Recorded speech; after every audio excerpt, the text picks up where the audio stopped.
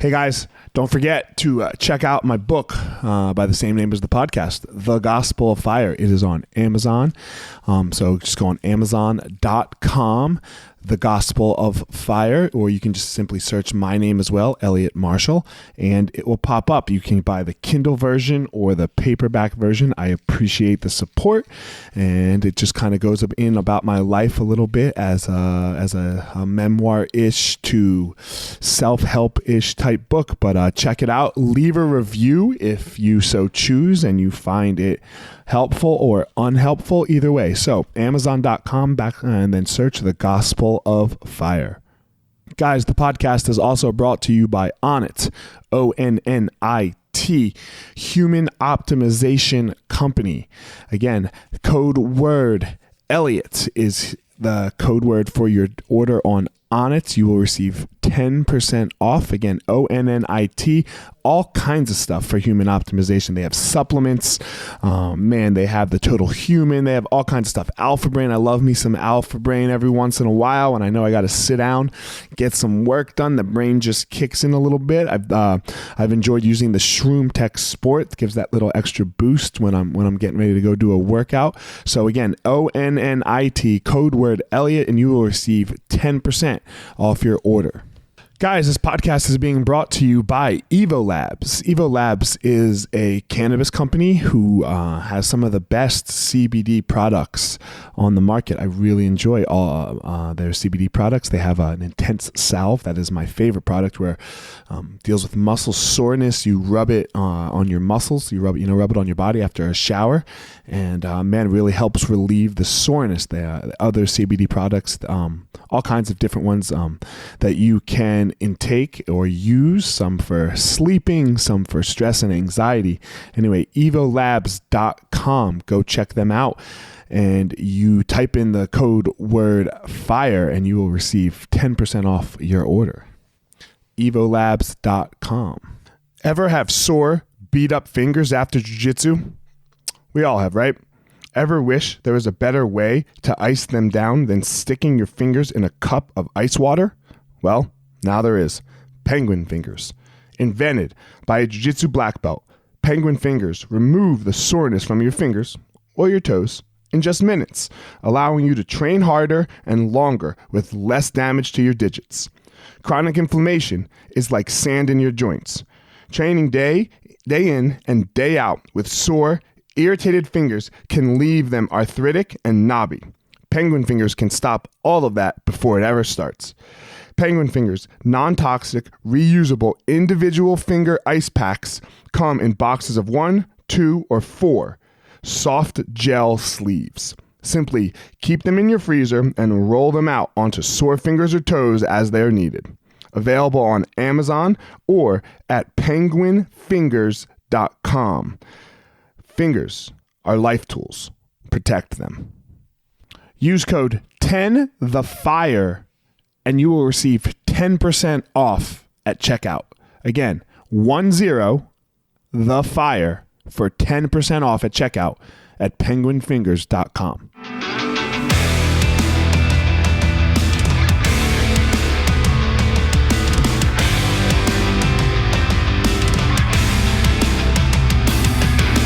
Hey guys, this is former UFC fighter Eliot Marshall, and this is The Gospel of Fire, where we're going to go through the fire to learn how to live the best life possible.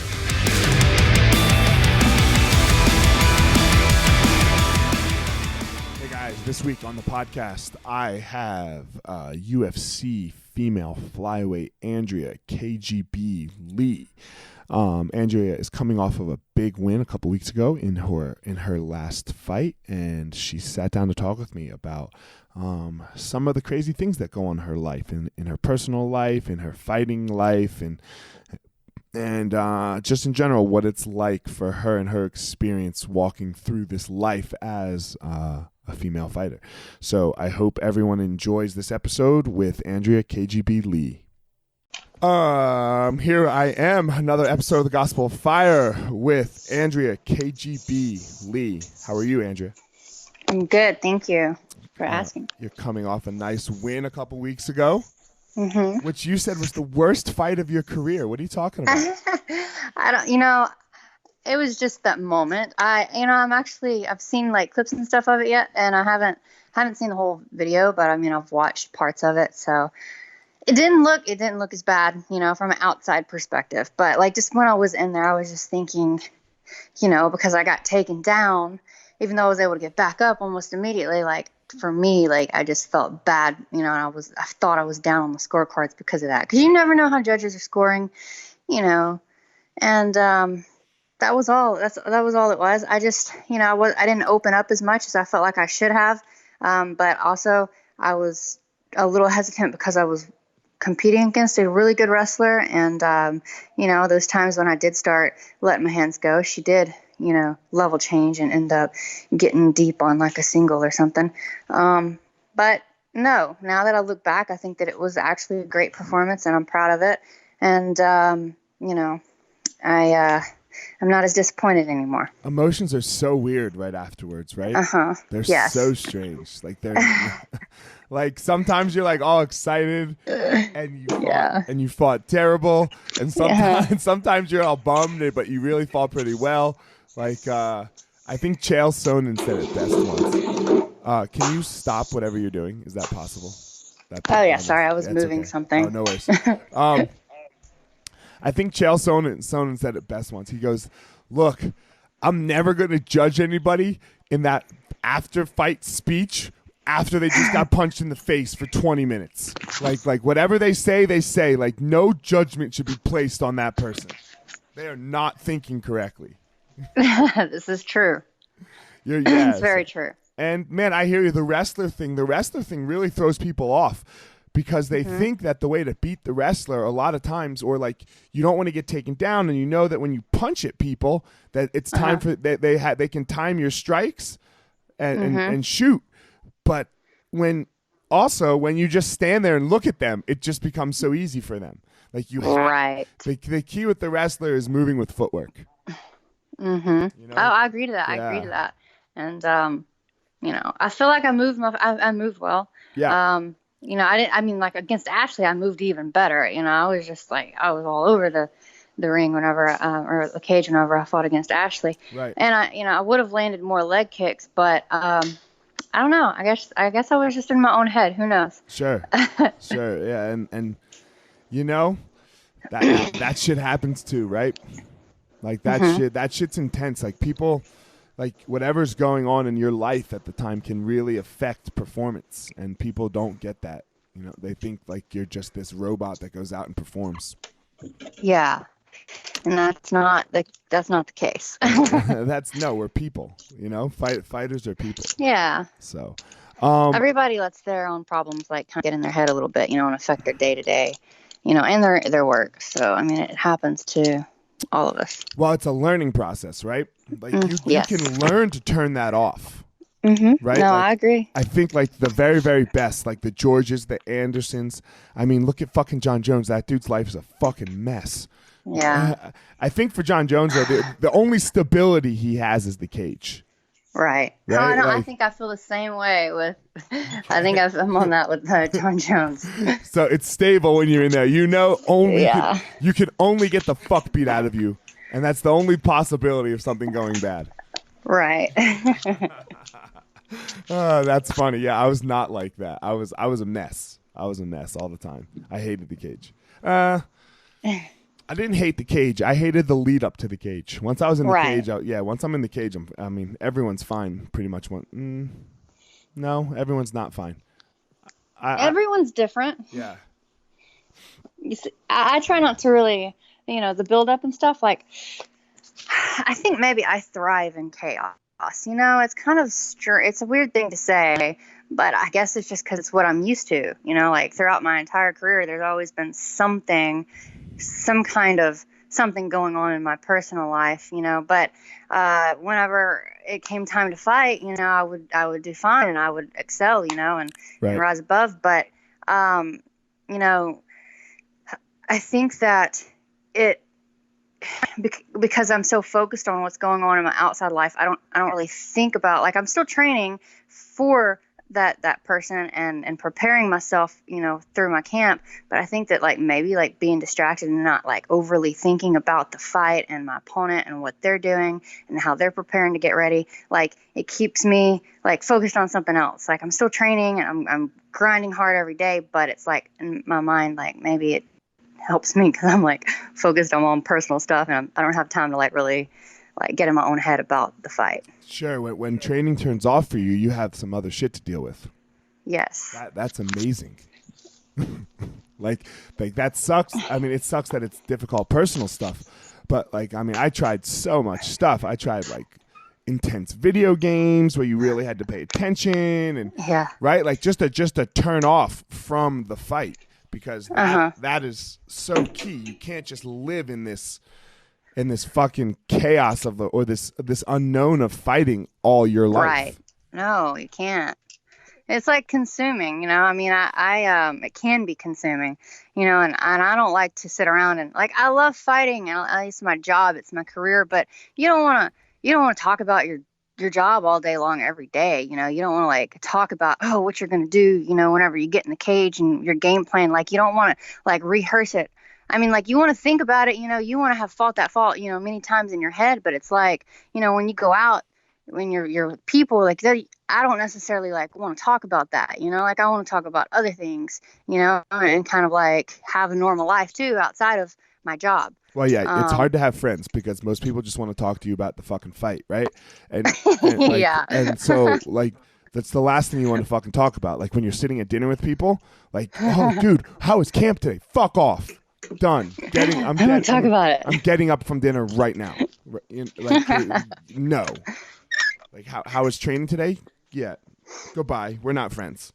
We're not friends. Maybe not that extreme. No, I know. I'm obviously I'm extending a little bit, right? But of course. But man, I don't want my friends to ask me how camp was. I think that's why a lot of fighters just hang out with other fighters when they're in their careers because they know no one's going to ask them some stupid shit.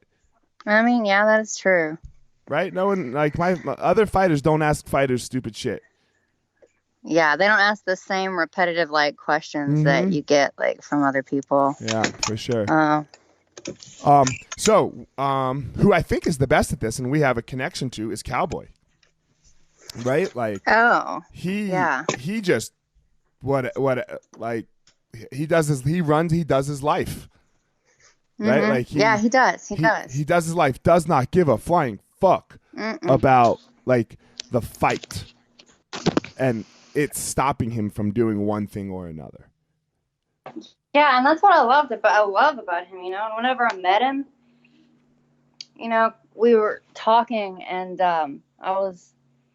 he was talking about how, you gotta slow down, you gotta have some time to live life, and for him it's all play. For sure. All play and some work. It's not all work and no play, but that's kind of the mentality that I was like living by. All work and no play. Right. And he was like, oh no. He's like, no, it's all play. It's always all play. It's all play. Yeah. So that's where you and I met, right? We met on his ranch. I was down there training him, and you and your ex-husband or husband and what's her name again? What's the other girl's name? Andy. Andy, yes. Andy Wynn. Yes, you guys are sleeping in his little pop-up camper. Yes. How did that all come like? And that was pretty random. How did that all come about?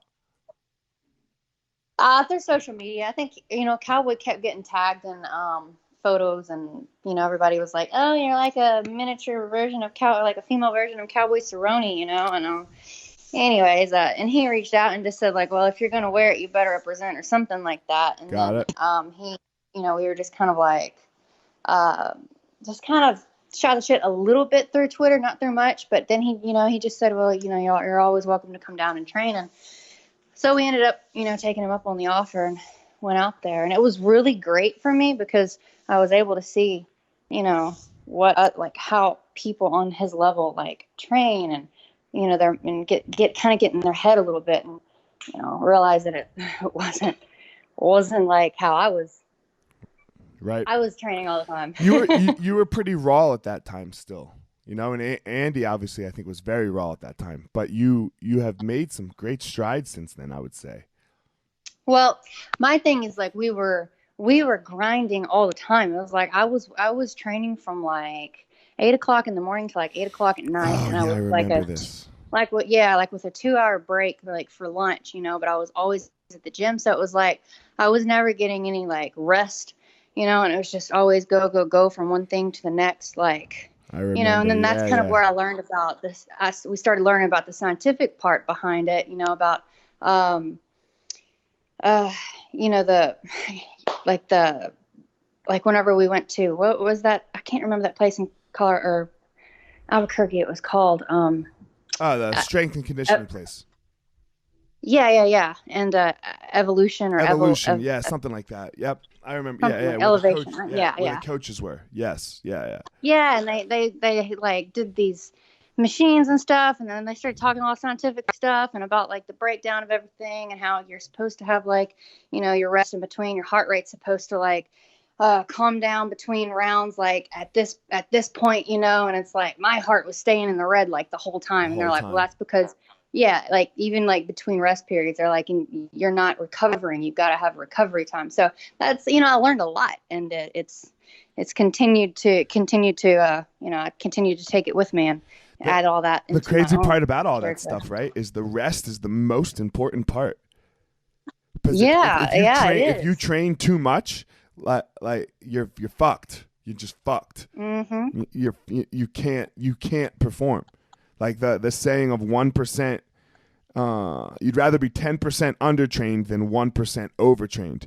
Like, yes, because overtrained, once you go over the top of the mountain, it's a straight fall down. Like it's not a Right. gradual descent. So it's awful. So yeah, I remember that. I remember us talking to you guys about that. Like when we asked what your training schedule was, I think we were all sitting at the table, Yeah, yeah. right? And you guys were like, We're like, you guys explained like 8 hours of training or 6 hours, and we were like, whoa, what the fuck are you doing? what? Like you're gonna die. You're killing yourself. Yeah, Yeah, you can't and train that much. I loved how like Cowboy broke it up. Like Mm-hmm. they were training hard 3 times a day, but it was like they were breaking it up, throughout the day, and I was like, I really like this. I need to travel around and see how all the other athletes on his level train. Yeah, you train, you rest and sleep and eat, and then you train and rest and sleep and eat. And you can't like Yeah. even 3 times a day is hard. You can't do triples every day either. That's a lot. No, they weren't doing it every day. Right, They were right. doing, I'm just saying for you, you right? know, Like you can't like ones in and just in twos and general. some days. Yeah, some days is a 1. Oh no, no. Some days is a Yeah, 1. yeah. So I like you those one days. yeah, those 1 days are nice, right? So you're now with Crazy Tim Crater. Yes. How did you I'm a Tim Crater fan. How's he doing? He's great. I loved him. He's so real and Okay. raw, and he's just straightforward about everything. And I just he's doing great. He's an amazing coach. How'd you get hooked up with him? Well, we both live in Louisiana, and I've known him for some time. He's always been he goes to like all the fights. He has like a lot of amateur fighters and pro fighters, so I mean they're all fighting on the same cards, as we are. So he was always like at most of the fights that I fought at, around in this area. Okay. And he's also come down to do a seminar before. And after everything that had happened, he reached out and was like, hey, you're always welcome to come out here. He's like, I don't really, so I just want to help. I don't want anything from you. Right. And I like the fact that I was familiar with him, and Lafayette's only 3 hours away. So And where do you live? kind of works out. I live in Shreveport, Louisiana, and Okay. it's close to Texas. Right. So I mean, where are you right now? Oh, I'm home in In Shreveport. Shreveport. Okay, so when you go into camp, you go to Lafayette for an extended period of time. Yes. Okay. And I train there throughout the week, and then I'm home like on the weekends, kind of, so I can just be with my daughter. And I got people to train with here as well. I got my wrestling team I train with, and I have a boxing coach, and there's jiu-jitsu and stuff here too. It's all like here and there. I mean, I have to travel from one place to the next. I Right. think like most people do, but but I make it all work. For sure. I mean, that's the fighter life, right? Yeah. That's the fighter life. It is. I can remember driving. God, what was it, on Tuesdays and Thursdays? We would spar down in like South Denver a little bit, and then we'd drive an hour and a half to wrestle, and it was brutal. It sucked. Ooh, yeah. Man. Because that's where our wrestling coach was at the time. It was like, you were like, oh God, an hour and a half each way. It was fucking terrible. But it's what it was. You know, it's the life that we had to be great. Mm-hmm. So I know very little about you, Andrea. I want to know more about you. What was your upbringing like? What was your childhood like? Like, where did you grow up, and how did this whole martial arts thing come up for you? Like, why the fuck did you end up fighting, I guess? I've always been a rough child. Like, I grew up, I had like multiple brothers, and I've always liked the hard contact sports, but I had always wanted to do some form of martial arts. Where did you grow up? As a kid? I grew up in Atlanta, Texas. It's like God, I sounded country just then. I mean, I probably sound like that all the time. But Atlanta, Texas, it's in East Texas. Okay. Northeast Texas. Small town. So you grew up hick as fuck. I've never even heard of Atlanta, Texas. Well, I wouldn't say hick. I'm joking. I know. Okay. No, I grew up very country. I did. We had I guess to everybody up north, I'm probably hick, I guess. But yeah, you're not hick to you. You're just you, right? Like, that's just you. Like, yeah. But to everybody else, you're probably pretty fucking hick, girl. I'm country. Yeah. For sure. I grew up with a lot of animals. We had all different kinds. We had pigs and goats and emus and chickens. We would collect the eggs and type stuff. We had gardens, fresh fruits and vegetables. So, we grew up pretty healthy, I'd say. We had land to run around on. We didn't have horses, which I always wanted horses, but, those are a lot more high maintenance than everything else. Mm-hmm. But, I had a lot of cousins, and mostly all boys. I had my cousin Tabitha and then my stepsister Brittany, and we were the only girls. So, for the most part, we were getting roughed up all the time by all the other boys. So, I was just a tomboy. Yep. But I loved it. And when did you start this martial arts thing?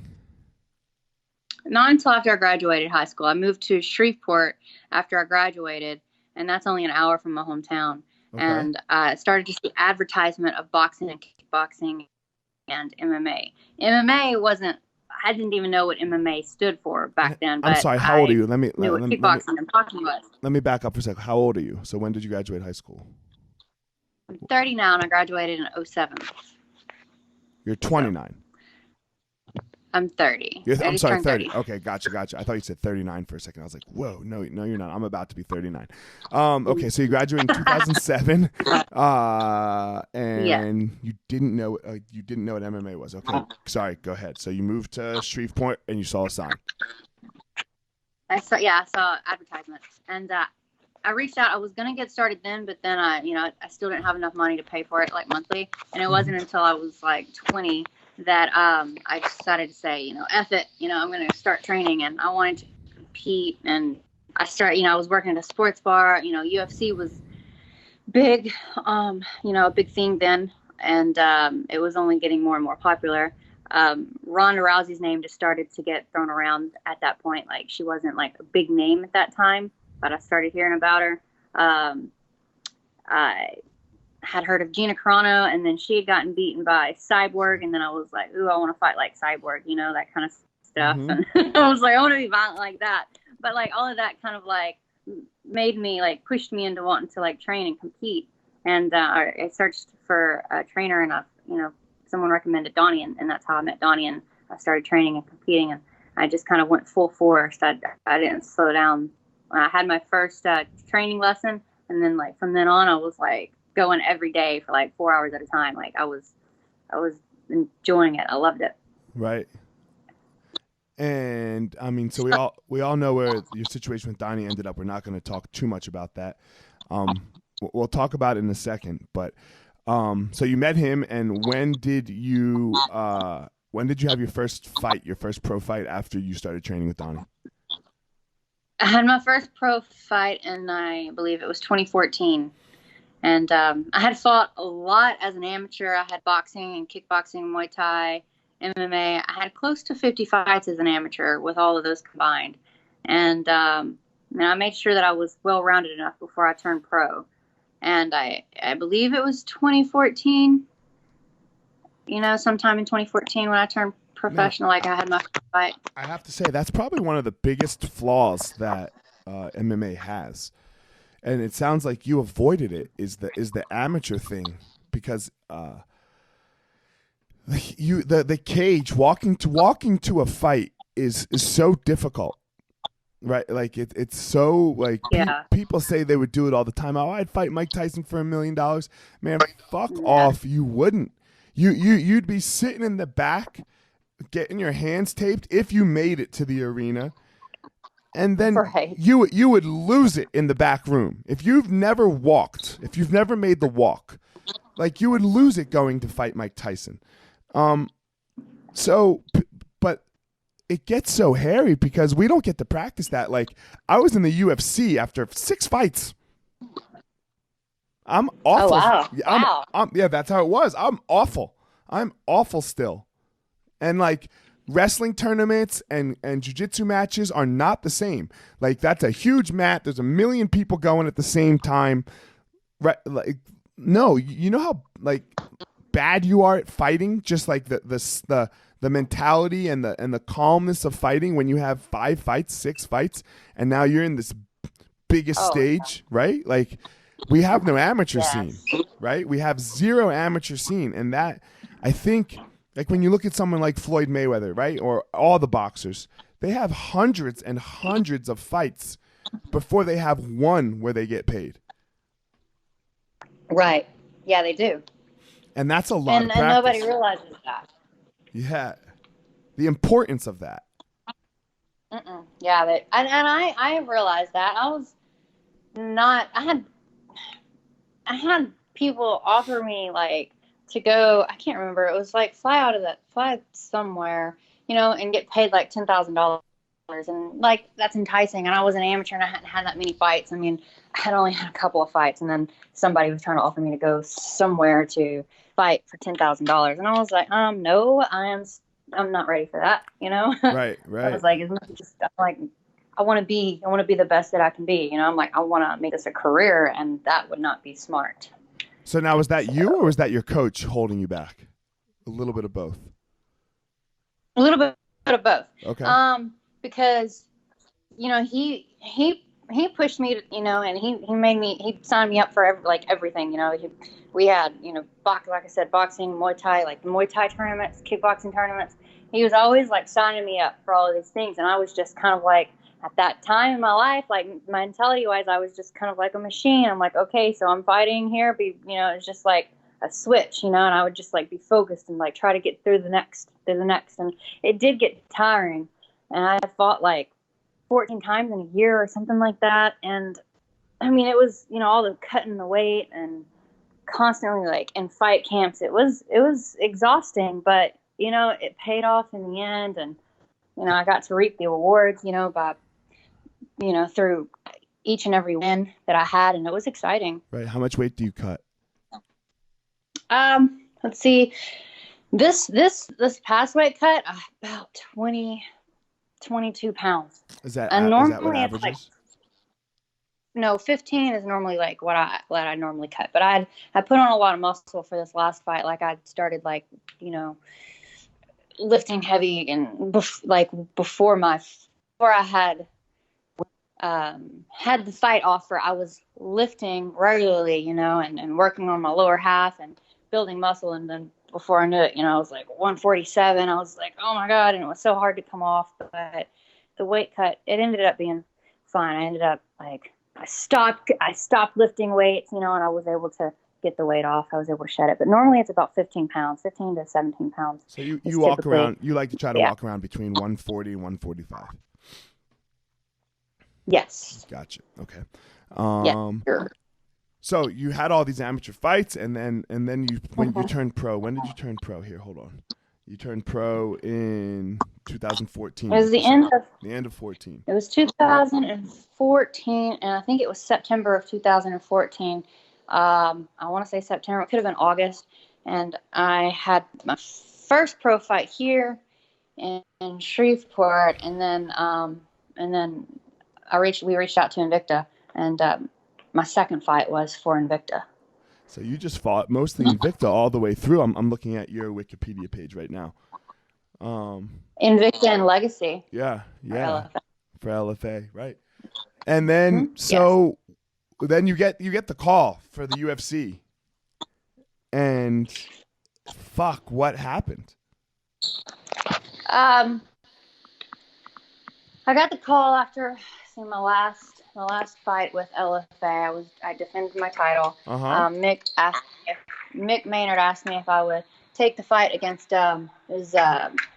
Jessica I. Yep. She was supposed to fight Paige Van Zandt, and Van Zandt got hurt. And he gave me a couple of days to think about it, and then we agreed. But then I think it was USADA came back and was like, "No, you can't, because you have to do this whole USADA testing pool for 6 months," because I had taken a diuretic for one of my fights in Las Vegas, and I wasn't aware that it was like I wasn't aware how illegal it was. You know what I mean? I didn't know. Like I use them for whenever I'm bloated and like.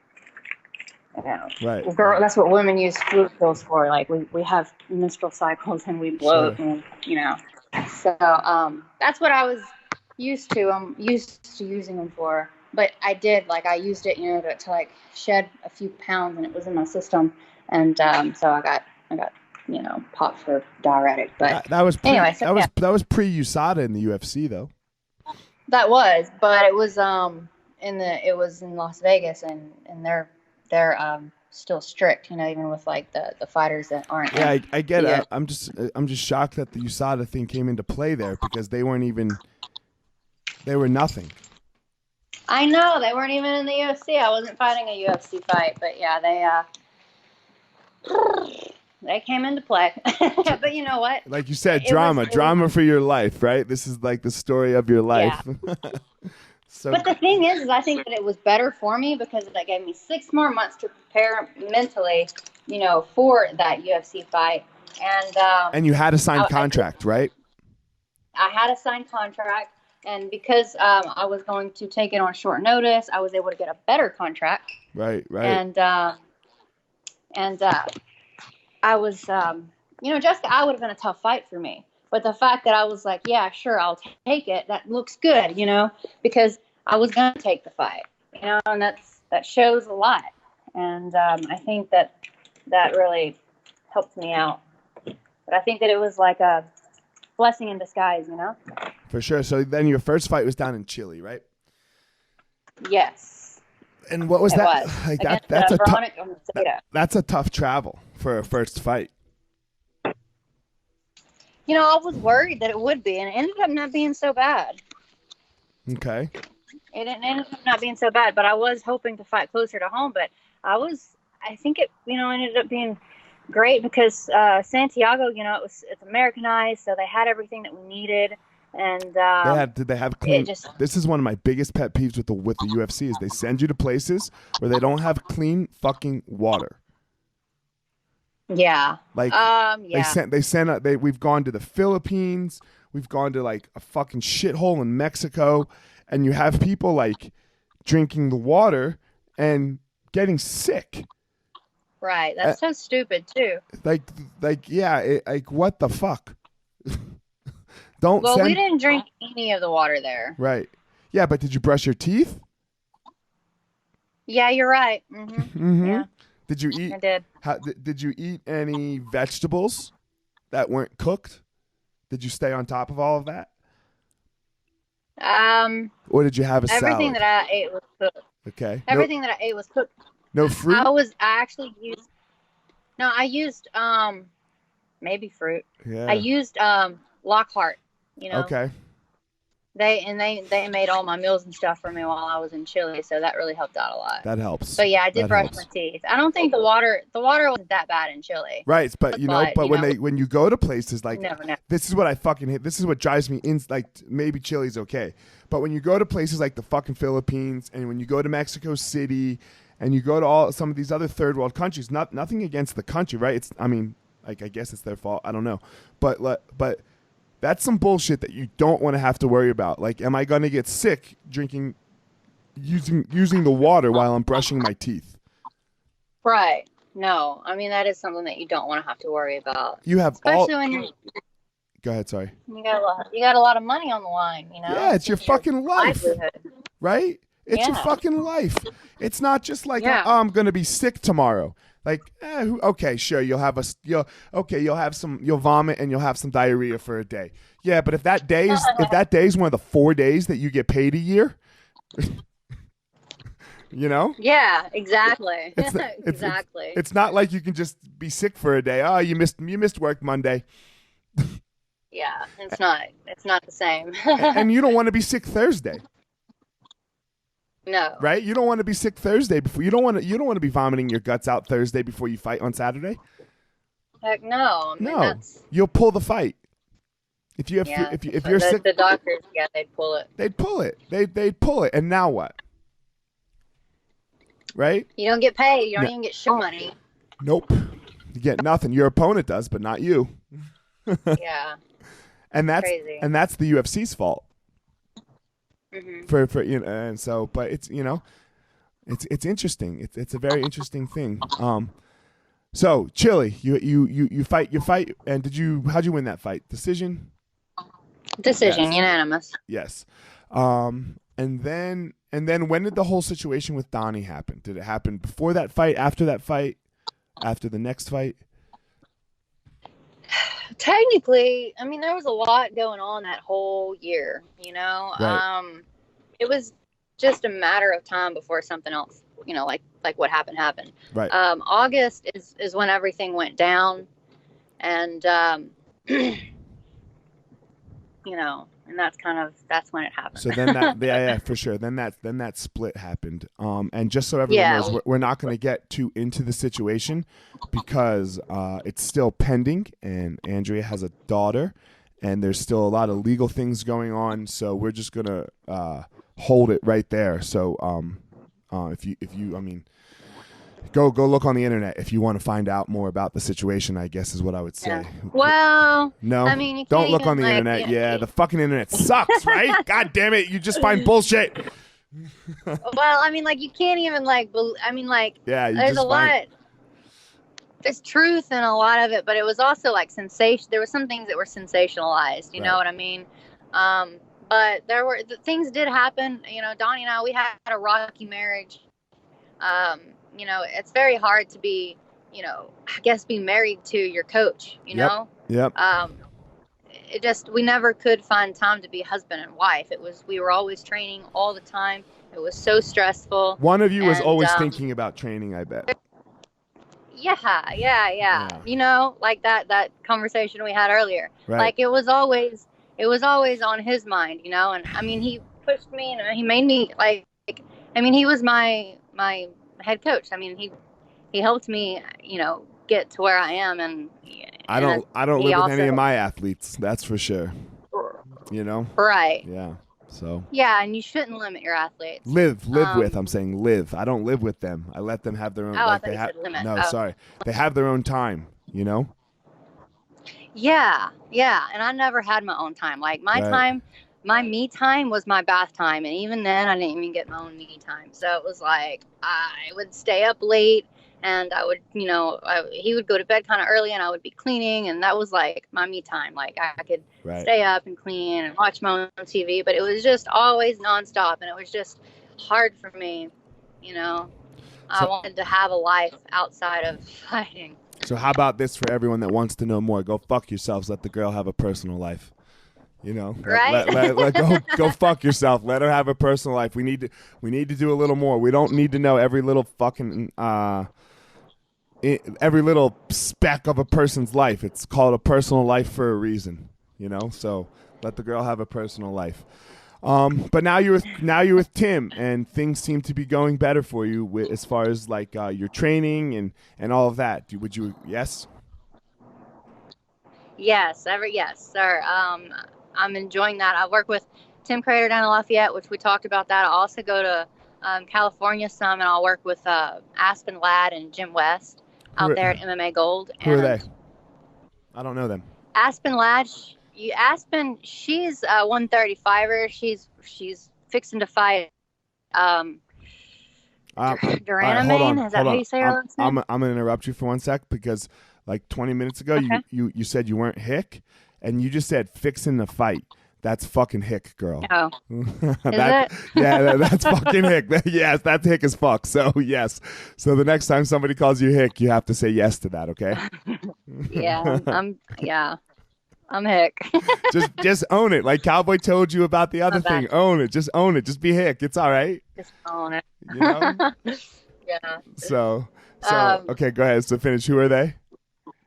So Aspen, she's gonna fight Nah, she's fixing the fight. Duranamane? She's fixing the fight. Yeah. Go ahead. She's fixing to fight I think I can't pronounce her name. Okay. But Duranamane, and I think that's how you say it. Oh, the main event. Iron Lady on Insta. Yeah, I know who she is. She came out for a week and trained with us. Duranamane? Yeah, I know who you're talking about. Yep. Ronda. Okay, how do you say it? Yeah. Okay. I don't know. I don't know either. She fought Holly Holm for the first 145-pound title. Yeah. Yes. Yes. Yeah. So they're fighting the main event on a card coming up, and Aspen just fought like a couple weeks ago. She beat Sharjara Eubanks. Okay. And she's awesome. You'll have to check her out. I go up there and I work out with them, and I train with their whole camp, and they're awesome people too. I'll get like 2 weeks in with them, and then. And you said that's in California? And then that's in California. That's in El Dorado Hills. Where's that? Is that L.A.?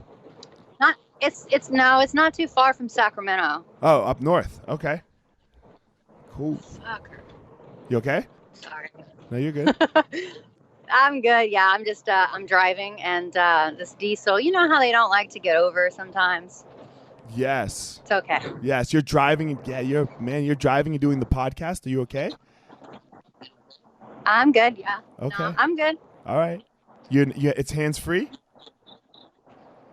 Yeah, I have you on speakerphone. All right. Good. All right. We can't have you talking and driving while holding the phone. So you go to California sometimes, and you just kind of like put together a camp. Yes. Yeah. Exactly. And like I said, I'll be there for a couple of weeks with them, and then I'll come home, and then I'll finish my camp in Lafayette with Tim Crater. Okay. Do you have something what do you have next? Do you have something lined up, or are you just kind of chilling? Well, I don't have anything lined up. I just I'm going to enjoy the rest of the summer with my daughter, and hoping to get something by the end of the year, before the end of the year. Okay. I'm also renegotiating my contract soon, so I'm excited about that. Of course, more money. Yeah. So hopefully, are you 3-0? Yes, you're 3-0. More money. Hell yeah. Yeah. That's the way to do it. You're in this for two things. You're in this for money and gold.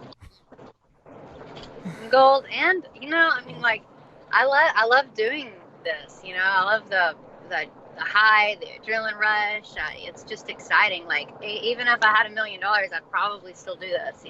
Yeah. I 100% agree. That's not why you're in it. You're not in it for money and gold. You're in it. Well, I mean, you're in it for that. That's part of it for sure. But it's not. It's not the only part. Yeah. You find out more about yourself when that cage door locks than any other time in your life, I feel like. Yeah, it's crazy. What's that like for the girls? I mean, is it different for you guys, that experience? Because I know for most of the guys what it's like, but for I'm not sure, because I don't know what the experience is like in the for a man. Mind of a guy. Yeah. But not to get too personal. Okay, so hold on. Not to get too personal. I want to know I really want to know what sex is like for the other sex. Like, I feel it's exactly like I have that same thought. I'm like, man, what is this like for the girls? You know, I know exactly what it's like for the boys. I know exactly how this feels for boys. What does it feel like for girls? Yeah, I mean, that's something that I guess you just will never know. We'll never know. We'll never fucking know, right? We'll never know. Yeah. I mean, I don't want to know what birth feels like. I have no need for that. It looks awful. So yeah, I'll pass on that feeling. But I do want to know what some of your other feelings are like. That's for sure. Well, for me, I know that some people, like, they feel like they have to have some kind of animosity going into a fight. You know, they have to hate their opponent to fight them. Like, I don't feel that way at all. Like, for me, it's just, you know, it's just another opponent. I don't have any ill will towards my opponent, except for that we both want to smash each other in the face, you know, and, you know, we want to make each other bleed, and, you know, we want to get the win. But I don't hate my opponent, and I don't like to talk shit or anything like that. So going into the fight, like, it's just an exciting feeling to me. You know, I have no animosity. I have no, like, hate in my heart. And then whenever I'm fighting and whenever I'm in the cage, like this last time, you know, Montana's a friend of mine, but it's like it wasn't her. It wasn't, I don't know. It's just different. It's like, I don't see that person whenever I'm fighting, you know. It's like, all I see is, like, you know, things that I need to capitalize on, you know. And like, the whole animosity thing can go so fucking poorly. Like, did you watch the fights this weekend? I didn't get to. All right, no. Well, so I'm going to talk about one fight in particular here. Like, this guy, Alonso Benefield, who is 9-0, fought Paul Craig, you know? And Paul Craig got, like, at the weigh-ins, he got all up in Alonso Benefield's face. Like, holy fuck. Like, he got all up in his grill, you know? Like, and like, and then when the fight, and then like when they were doing the announcing of the names thing, he like walked to the center of the cage, pointed at him, like, all fucking intense, right? Like he was gonna fuck him up, and then he didn't throw 3 fucking strikes on his feet. Like, he's a grappler, but with 0 striking, it looked like he like the bell rang, they meet in the center, and then Paul Craig just, like, literally, and Alonso Benefield is this fucking beast of an athlete, like, jacked and powerful, you know. Like, Paul Craig just walked back to the cage, like, all scared looking, like, and I was like, dude, like, your whole thing just crumbled, right? Like your whole, like, that was all a facade. You didn't even come hard for a second. You came hard for the pre-fight, and then as soon as the bell rang, he was like, oh god. Like, you looked at it like, what are you fucking doing, man? Oh my gosh. Yeah, it can backfire. It backfired. Oh, it backfired. He threw, like, a spinning kick, like, I don't know, a couple of minutes into the fight, he threw a spinning kick, and it kind of landed, so he just threw another one, and then he got fucked up. You know? But he was like, oh, that kind of worked. Fuck, thank God, I'll do it again. And it was in with, like, 3 seconds. He, like, spun once, and then spun again, and then on the second spin, he got, like, the guy stepped inside, fucking hit him, and then knocked him out cold. Really? It was so dumb. My God. Yeah, it was. Wow, that sounds... It was terrible. It was terrible. And I don't like to criticize fighters. I don't like to criticize athletes that much, but that was stupid. I was like, dude, you got to come a little bit if you're going to come that hard pre-fight. Oh, wow. Yeah. Especially if you're going to do all that crap talking. And I mean, I just think, he painted that's why you don't do it. Yeah, he painted his face like fucking Braveheart. Like, you know, you were like, oh, like, he put some effort into the pre-fight, and then zero effort into the action. It was bad. I was like, dude, that's so embarrassing. It's like, you can't even, like, I would not even want to, like, come out from under a rock for, like, a long time. Like, I would be hiding. Or just don't do all that shit, right? Just don't do all that shit, and then if the fight goes bad, the fight goes bad. Yeah. Like, everyone's trying to do this Conor McGregor thing, but it's really hard to back up. No. And, you know, Conor McGregor, he didn't really, like, I don't think he really started all that until, like, he was just knocking people out, you know, and it was, I don't know. it just kind of became a thing. Like he was, he was, I don't know, like because he would say like when he was going to knock somebody out, like what round, and he was actually doing it. I mean, that I don't know anybody It's lucky. who can. It's lucky. Yeah, I think Come it's on. luck. Come on. It's lucky. He was getting lucky. And it worked out, right? So now everyone's trying to you can't copy luck. No. I mean, Conor's got skills and he backs it up.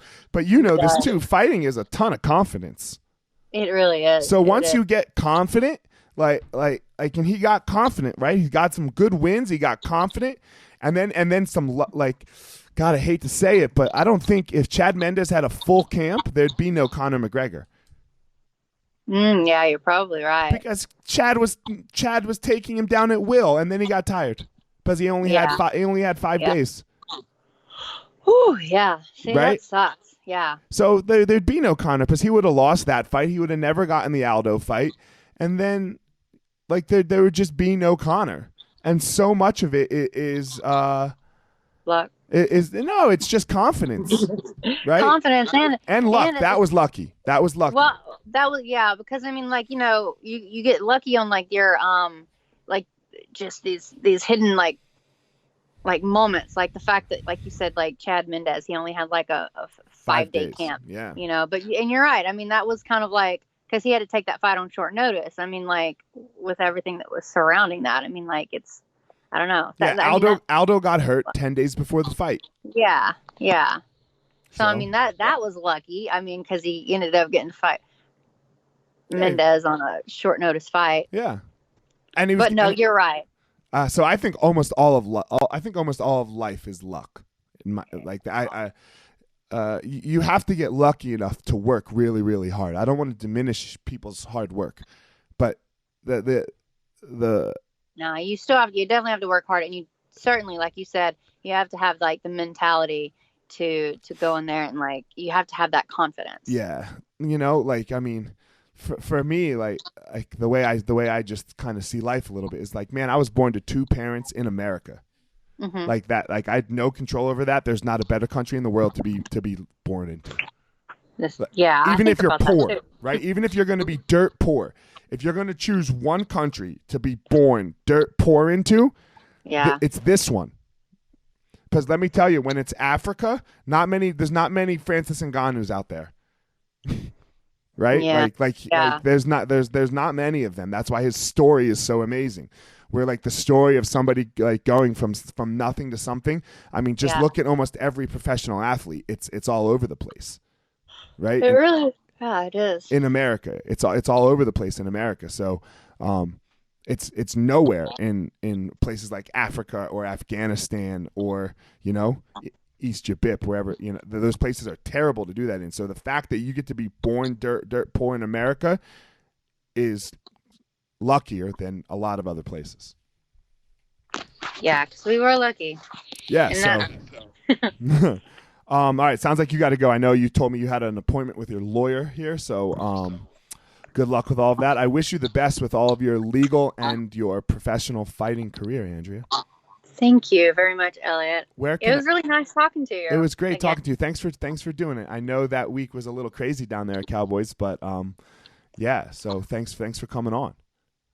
Yeah, and I'd love to come back on again, whenever we have more time. Yeah, no problem. We can do it again. One of my favorite. So I said it last week too, because I had a lady on.